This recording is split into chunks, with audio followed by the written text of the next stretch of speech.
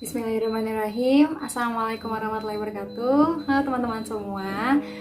Di video kali ini Wafa mau berbagi kepada teman-teman semua tentang menjadi inspiring muslimah.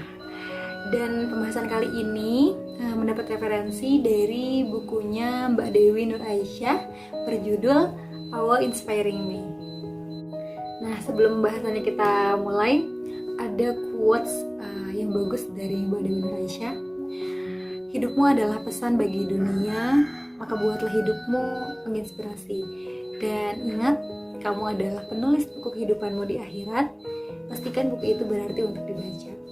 Nah, quotes ini menjadi penyemangat untuk kita juga teman-teman ya, untuk bisa menjadi muslimah yang luar biasa, yang menginspirasi gitu ya. Nah, selanjutnya adalah di buku ini dibahas tentang muslimah kuper masih zaman. Jangan sampai gitu ya jilbab ataupun identitas kita sebagai seorang muslimah itu menghalangi gerak langkah kita sebagai seorang wanita gitu ya teman-teman.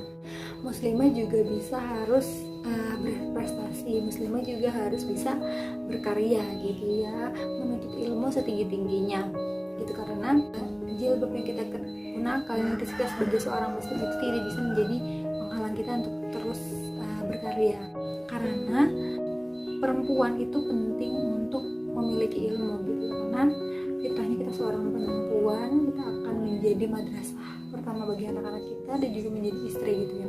Pun ketika kita nanti di masa depan akan menjadi wanita karir atau ibu rumah tangga gitu ya, dua-duanya itu membutuhkan ilmu gitu ya. Maka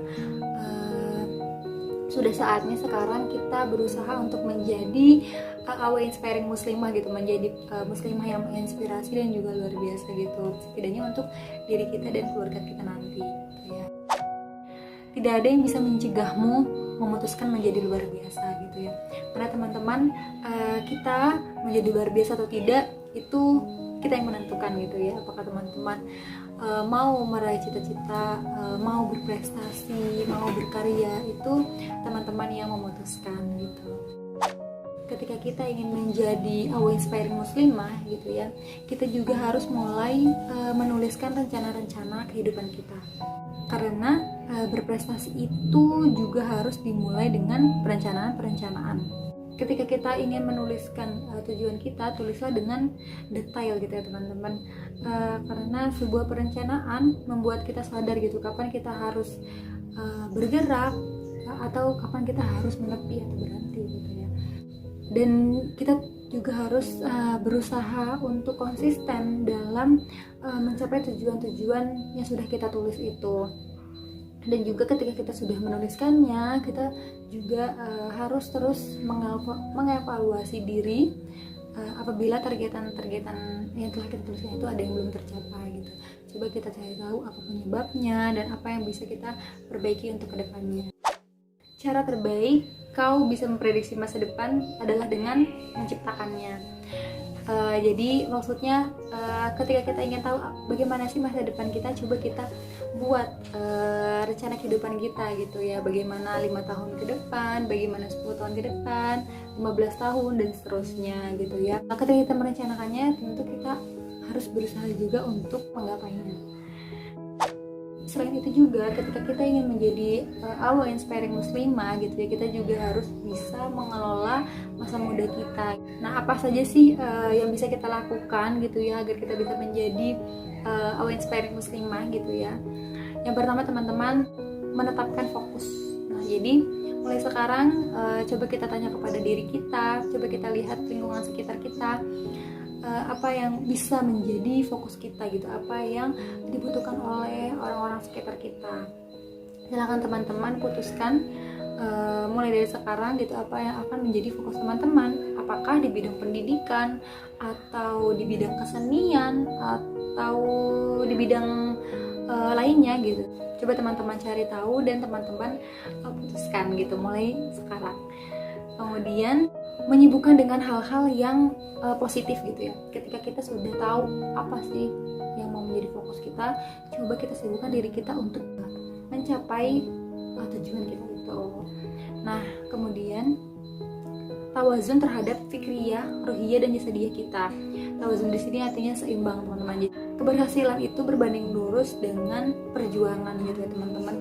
Jadi jangan hanya kita menuliskan dan hanya kita pikirkan saja di pikiran kita gitu, tapi kita juga harus bertindak gitu, dan juga harus terus meningkatkan keimanan kita gitu. Jadi harus seimbang antara fikriyah, ruhiyah dan juga jasadiyah kita.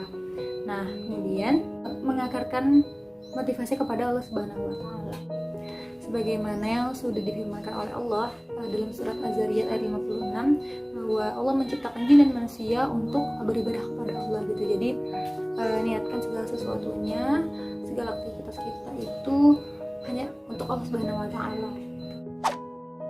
Sukses bukanlah suatu kebetulan. Sukses lahir dari kerja keras, kegigihan, banyak belajar, berani berkorban, dan yang terpenting mencintai hal yang kamu lakukan. Jadi manfaatkanlah masa muda kita ini untuk terus berjuang mencapai impian-impian kita, yang tentunya impian ini juga untuk mendapat ridho Allah Subhanahu wa taala. Nah, ketika kita ingin menjadi inspiring muslimah, kita juga harus bisa menyikapi gitu kegagalan. Kita harus tahu bagaimana menghadapi kegagalan. Satu hal yang kita harus tahu juga gitu ya, bahwa kegagalan itu bukanlah sebuah mimpi buruk atau akhir dari kehidupan yang Allah berikan gitu ya. Sebab Allah memberikan kegagalan itu pasti ada sebabnya gitu ya, teman-teman.